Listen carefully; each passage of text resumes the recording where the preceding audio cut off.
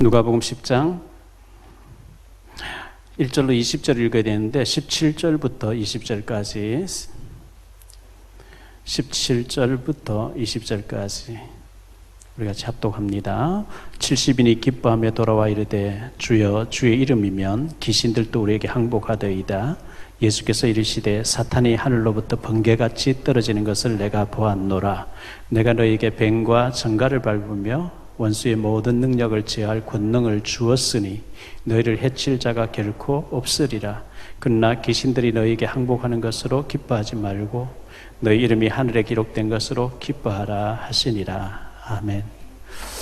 우리나라는 지금 코로나가 좀 그래도 많이 수그러들었는데요. 지금 유럽 쪽하고는 심각해요. 그 체코 쪽에 동부 유럽에 계시는 김요한 선교사님이 계시는데 사모님하고 아마 다 이렇게 전염되신 것 같아요. 목사님, 선교사님 의식이 없고 사모님도 굉장히 힘든 가운데 목회자 단톡방에 기도해달라 계속 올라오는 걸 보게 되는데 굉장히 위독하신 것 같아요. 그래서 우리가 아직 코로나가 과거형이 아니고 현재 진행형이기 때문에 각자가 조심하고 또 성령 충만하도록 이렇게 했으면 좋겠습니다.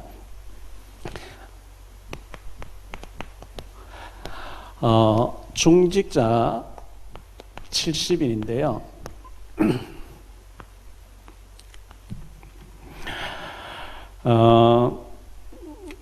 카리스라고 하는 헬라어의 선물이라고 그랬습니다. 이게 은혜란 단어인데 카리스가 하나님 주신 선물이라. 은혜도 하나님이 선물로 주셔야 돼요. 은혜를 사모해야 되죠. 선물은 받는 자가 내놔라 하는 게 아니고 주시는 분이 알아서 주시는 거거든요.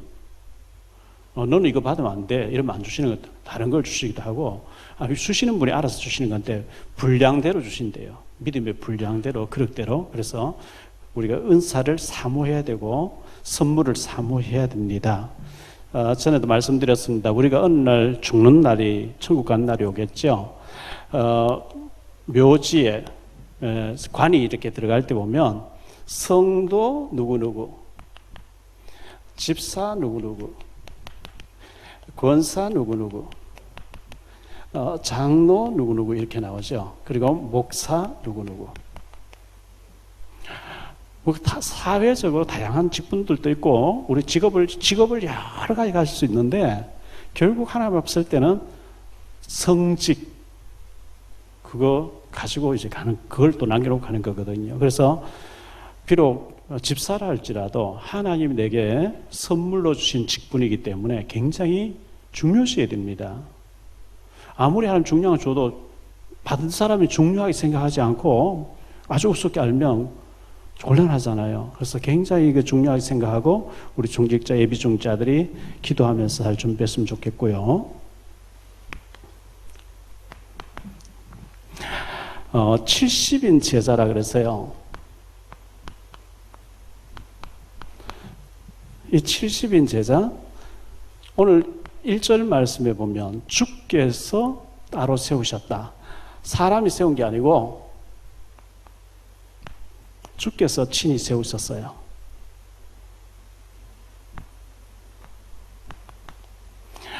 교회에 다니다 보니까 목사님이 권사 되라, 안수집사 되라 하는 것 같죠? 주님께서 하신 거예요. 그걸 우리가 성령의 역사를 인정하지 아니하면 뭐든지 내 마음대로 해버리죠. 왜 지난번에 너희도 가르느냐 예수님께서 아버지께서 이끌어주지 않으면 빵 얻어 먹으러 올 수 있는데 진짜 성령 인도는 아버지께 인도해 주지 않으면 올 수 없대. 그러니까 제자들도 다 떠나버려요. 내가 오고 싶어 왔지 뭔 저런 얘기하냐. 이해가 안 되는 거예요. 내 의지로 내가 왔다는 거예요. 왜 저런 헛소리하냐. 다 가버려. 제자들도 다 떠나더라. 12사도만 남았어요. 너희도 가느냐. 주의 영생의 말씀이 주께 있어 하면 우리가 주를 떠나 어디로 가리니까 있죠. 주님께서 주셨다고 하는 성직에 대해서 주셨다는 게 안 믿어지면 뭐든지 내 마음대로 합니다. 내 의지로 내가 하는 건데 그걸 보고 자유주의 신학이라 그러죠. 자유주의 신학은요 하나님의 절대 주권 속의 구원이 아니고 하나님 절반 내 노력 절반 그래 구원이 이루어진다. 큰일 날 소리예요.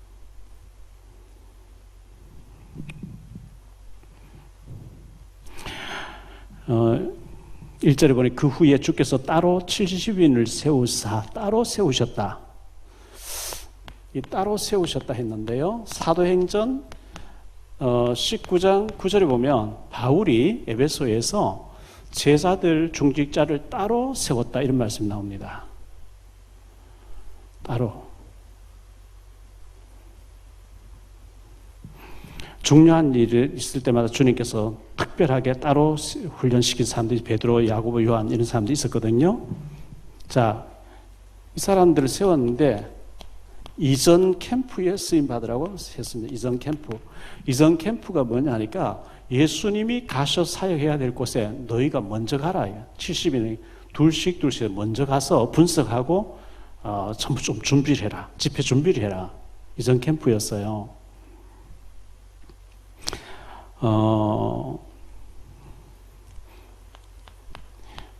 둘씩 보냈다 했거든요. 이거는 뭘 말하냐면 팀 구성을 말합니다. 팀. 혼자서는 생각은 있는데 잘 안 움직여져요. 일단 둘이 약속이 돼서 둘이 기도하고 캠프하고 분석하고 이렇게 포럼하고. 그래서 마태복음 18장에 보면 18절 20절에 보면 두세 사람이 그랬죠. 혼자 해도 되지만 그래도 마음을 모아서 두세 사람이 같이 기도하고 포럼하고 분석하고 이게 중요합니다. 자, 분석하라 그랬어요. 지구가 넓은데 한국 땅도 넓은데 내가 인천 논현동에 살고 있다. 부천지에 살고 있다. 그게 우연히 내가 이사를 가서 거기 살고 있다. 그저 하나님 계획이 없는 그냥 내가 가서 살고 있다. 그러면 안 돼요. 하나님이 절대적인 계획 가지고 나를 현장 선교사를 파견해놨다. 그렇다고 하면 내가 살고 있는 지역에 절간이 몇 개 있고 성당이 몇 개 있고 우상재단이 몇 개 있으면 무속인 집 몇 개 있으면 분석해야 되죠. 외국 사람이 많이 근로자로 와 있는 공장은 몇 개 있으며 사명을 가지고 주님이 나를 세우셨다는 안 믿어지면 우리가 외국 가서 선교 못하니 하나님 외국인 다 보내놨는데 봐도 감독이 흑인이 여기 와서 일하러 왔구나. 내하고 아무 상관없고 이래 되면 안 된단 말이죠. 하나님이 절대 복음 가진 나를 만나서 사람 제사 삼으라고 내 옆에 보내놓은 게 아닐까. 그런 마음이 있어야 애통하는 마음이 있어야 되고 기도가 나와야 되고 접근도 해보고 우리 집에 초대도 해보고 나는 외국에 대한 당신들의 나라에 대해서 너무 관심이 많다. 식사 대접하고 몇 번 해서 결정된 순간 마음 열 때 복음 뭐 이런 계획이 있어야 되잖아요. 우리 하나님 앞에서.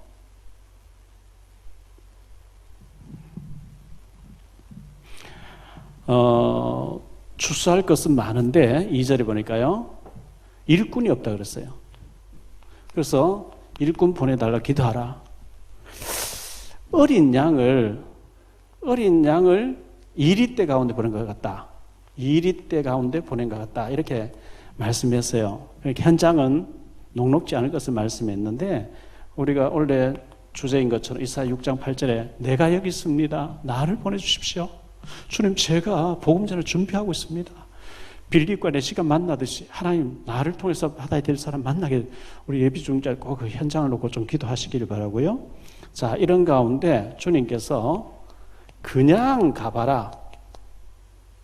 그냥 가보라고 이렇게 말씀했어요. 자, 4절에 보니까요. 전대를 빼앗아 버리죠. 지갑입니다.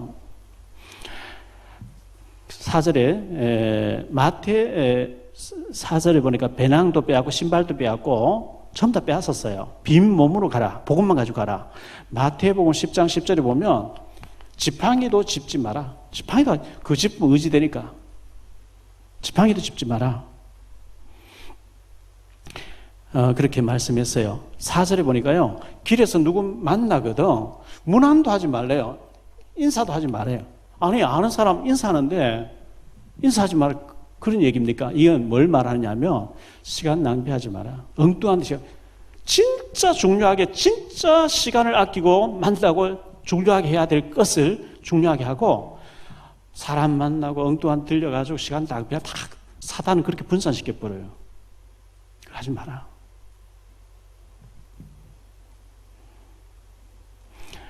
5절에 보니까요. 평안을 빌어라 그랬죠. 어느 집에 가든지 평안하기를 기도해라. 평안을 빌어라. 받을 사람 있으면 영접할 것이라. 예비된 사람은 평안하게 이렇게 만나지고 들어오라 그리고 말씀 받고 할 것이다. 그런 가운데 7절에 보니까요. 이 집에서 저 집으로 옮겨 다니지 말라 이렇게 말씀하고 있어요. 7절에 보니까요. 옮겨 다니지 말라. 이건 뭘 말하느냐 하면요.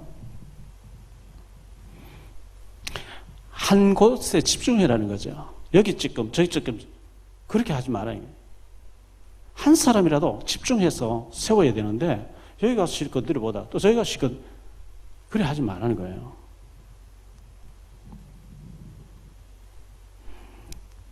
그래서 한 사람, 한 지역, 한 분야에 내가 계속해서 일심, 전심, 지속할 때 어느 날 역사가 일어납니다. 흑암 꺾는 기도 계속 여리고 계속 돌듯이 이렇게 집중해서 해야 됩니다. 자, 이렇게 할 때 열매가 팍 나오면 좋은데 대부분 거절한대요. 거절한다 이렇게 말씀했어요. 10절로 11절에 보니까 영접 않거든 미련 없이 발에 먼지를 떨어버리고 그냥 가라. 미련 두지 마라. 12절 소돔이 그날 너희보다 낫다. 소돔 고모라가 보다 더 완악하다. 13절에 베세다는 예수님 오병이어의 기적을 행한 곳인데 그래도 안 믿는데요. 가버나움에서 주님이 15절에 가버나움에서 많이 능력인데 완악해져서 보아도 안 믿는다는 거예요. 그래서 대부분 거절합니다. 대부분 거절하는데 10절로 16절이죠. 그런데 하나님이 예비된 사람은 있다는 거예요. 없는데 주님 가라 하지 않거든요. 자, 우리가 현장에 가서 분석하고 막 전도하고 했는데 아무도 안 받아들여요. 안 받아들이면 어떻게 되느냐? 마태복음 10장에 보면요. 12절로 13절인데 너희가 빈 평안의 축복이 너희에게 돌아온다. 안 받아들이면 너희에게 돌아온다. 열매 안 나와도 축복은 돌아온다 그랬어요.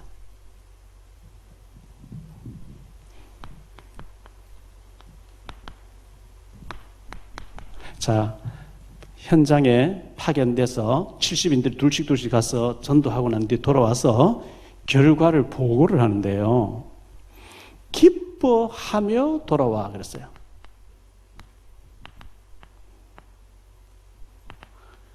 현장에 주의 말씀이 얼마나 사실적으로 성취되고 있다는 것, 지금 말씀이 살아있고 운동력 있고 귀신 들렸던 사람 떠나가고 치유되는 그 맛을 맛보려야 진짜 영적 기쁨이 오는 거예요.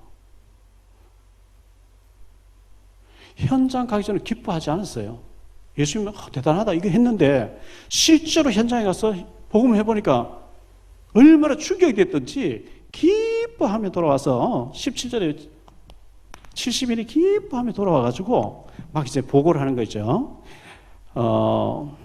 사도행전 8장 4절로 8절에 보니까 빌립 집사님이 안수 집사인데 사마리아는 혼혈족들이 아무도 가면 안 되는 줄 알았는데 거기 가서 막 말씀 전했더니 귀신이 떠나가고 중부병자 나고 큰 기쁨이 있더라 그랬어요. 큰 기쁨. 그 현장에 가서 복음이 살았고 능력이 사람이 막 치유가 일어나고 귀신 영적 문제 치유되어지고 기뻐하면서 걷기도 뛰기도 하는 이걸 맛보려야 진짜 기쁨이 와요.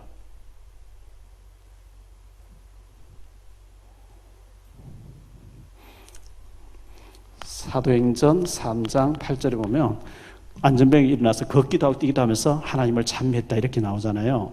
그 불신자 상태 12가지가 복음 앞에서 해결되는 걸 볼 때 우리가 기쁨을 진짜 회복하게 되고 이야, 진짜네 이게. 진짜 말씀 살았고 역사가 일어나네 이게 되는 거죠. 귀신들도 항복한다 그랬어요.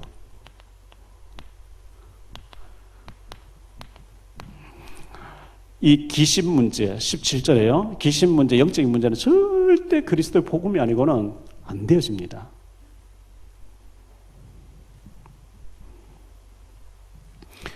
그 기자분이 너무 시달리고 정신병 약을 이렇게 했는데 복음 딱 봤더니 무릎 꿇고 영접하는데 얼마나 벌벌 떨면서 그 다음날 목사님 내가 처음으로 한 깨고 잘 잤습니다. 좀 회사 들어와 주십시오. 그 이후에 누군지 아시죠 여러분요? 그래서 제가 그분 보고 안수기도 한 거 아니에요. 그냥 예수님이 이런 분이다. 복음 받으면 구원받는다. 하나님 자녀 되는 것이다. 했는데 벌벌 떨면서 예수 영접했는데 지금 완전히 목사님 되셔가지고 많이 일하잖아요. 귀신들도 항복하더이다. 영적인 문제 해결입니다. 그리스도의 복음 앞에서만 이게 해결되거든요.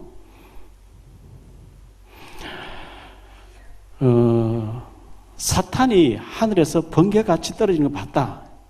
예수님께서 사탄이 꺾이는 걸 봤다. 예수님이 이렇게 말씀했습니다. 다른 걸로는 안 꺾입니다. 오직 예수님 그리스도 되신가 십자가에서 사단 저주 지옥 해결했다고 하는 원색적인 복음 앞에서만 이 사단이 벌벌 떨게 돼 있거든요. 근데 19절에 보니까 내가 너에게 귀신을 내쫓는 권능을 주었다 그랬어요.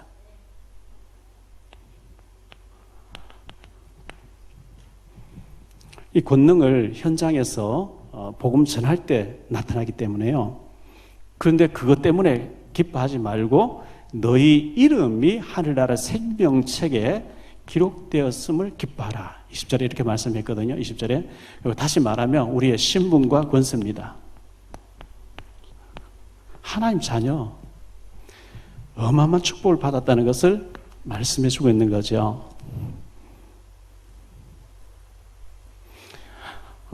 성경에 중요한 시간표 속에 있는 중직자들이 있어요.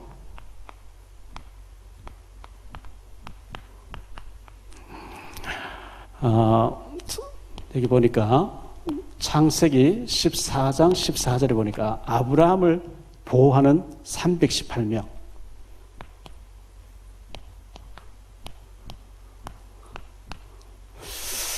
두 번째, 모세가 굉장히 힘든 상황에 놓였을 때 민수기 11장에 보니까요. 모세가 백성들이 막 원망하고 막 돌 들고 치려고 하니까 모세가 하나님 나 좀 데려가 주세요. 내가 이 백성을 낳았습니까? 길렀습니까? 나 힘들어서 못하겠어요. 차라리 나 오늘 저녁에 좀 데려가 달라. 모세가 하나님 앞에 너무 이제 막 화가 나서 한 거예요. 그러니까 하나님께서 모세에게 장로들 능력 있는 사람 70명을 세워라. 내가 네게 주어도 성령을 그들에게 똑같이 주어서 너를 돕게 하겠다. 동력자들이죠.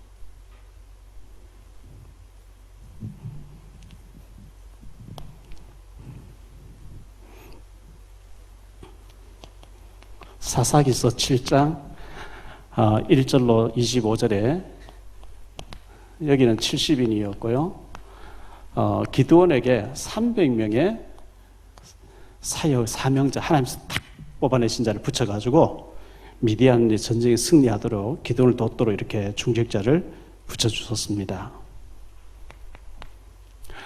오늘 말씀에 누가복음 10장 1절로 20절에 보니까 예수님께서 70인을 이렇게 세우셨습니다. 주님이 직접 세우셨다 이렇게 말씀했어요. 자, 초대교회가 사도행전 1장 15절에 보니까 120명이 모였다고 했는데 이 120명의 속에는 12사도, 가룟 유다는 제갈길 같지만 마띠아가 세워졌고, 그리고 70인이 여기 포함되어 있고 여자들까지 포함돼서 120명. 이분들이 전 지역으로 흩어졌죠. 전 지역으로 흩어져 가지고 지교에 파라처치 지교 운동을 했는데요. 예를 들면 사도행전 8장 4절로 8절 사마리아에서, 26절 40절 가버나움 지역에서 빌립이 사역하는 장면이 소개됩니다. 9장 1절로 22절에 보면 욥바의 아나니아라고 하는 제자가 있는 곳에서 사울을 꺼가지고 주님 만나게 하셨죠. 그리고 9장에 보면 36절로 43절에 보면 여제자 답이다. 여제자 답이다. 그도 속옷 만들어가면서 제자 운동하고 있는 중직자들 전부 지역을 맡아서 활동하고 있는 장면을 보여주고 있고요. 사도행전 10장 6절에 보면 요바에 피장 시몬이라는 사람이 지교회 운동하는데 베드로가 들렸고 거기서 로마의 문이 열리는 장면을 소개하고 있습니다. 이 사람들이 흩어져 가지고 11장 19절로 30절에 안디옥 교회를 세워 가지고 바울하고 선교사를 내보내는 그런 장면이 소개되고 있습니다. 7번째 보니까 로마서 16장 1절로 27절에 보니까 바울과 함께 생명건 36명의 제자들이 로마에 직결시켜놓고 바울은 순교를 당했는데 그로부터 250년 지나면서 로마가 기독교 국가로 선포되어지는 생명건 헌신자들입니다. 결론적으로요.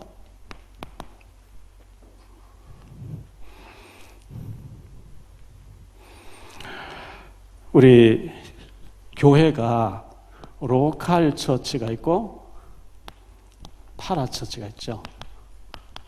여기는 지교회인데요. 우리는 지역에서 현장 선교사로 생각해야 돼요. 현장 선교사. 중직자가 현장에 파견되어 있는 선교사다. 그래야 하나님께서 기뻐하시고요. 팀 구성이 되도록 하세요. 가능하면 교역자하고 또 중직자하고 여기에 렘넌트도 사명자를 키워내면 좋습니다.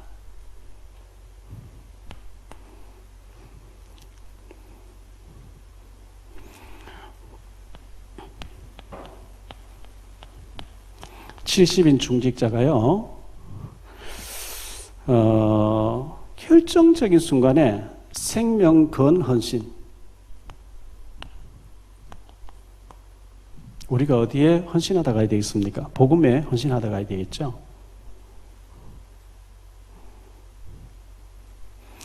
그리고 렘넌트에게 인턴십을 해줘야 되겠죠.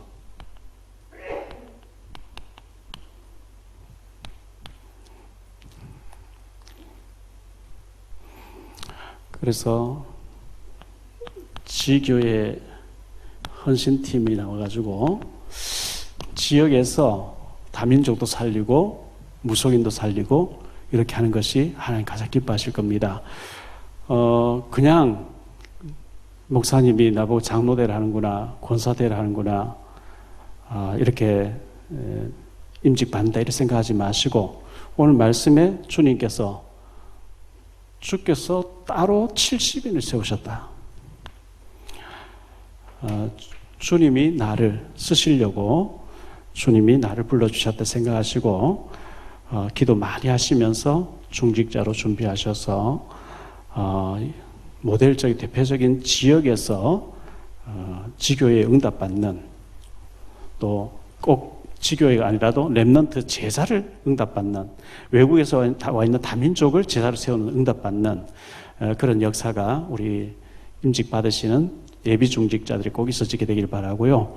그러면 이미 중직자로 되어 있는 기존 중직자는 마찬가지로 그런 축복을 받으셔야 되죠. 그런 일을 하라고 하나님 우리를 부르셨고 중직자를 세워주셨습니다. 한 주간 동안 정말 힘든 가운데, 코로나 때문에 힘든 가운데 우리가 지금 지나고 있지만 주님과 동행하면서 주님 주신 선물을 생각하면서, 그런데 우리에게는 모든 자유를 다 주셨어요. 하나님 다 주셨어요. 받지 아니한 것이 없습니다. 이 자유를, 이 선물을 복음 위에서 누리시고 복음 위에서 쓰임받는 우리 모든 중직자, 예비 중직자 성도님들 되시기를 예수님 이름으로 축원합니다.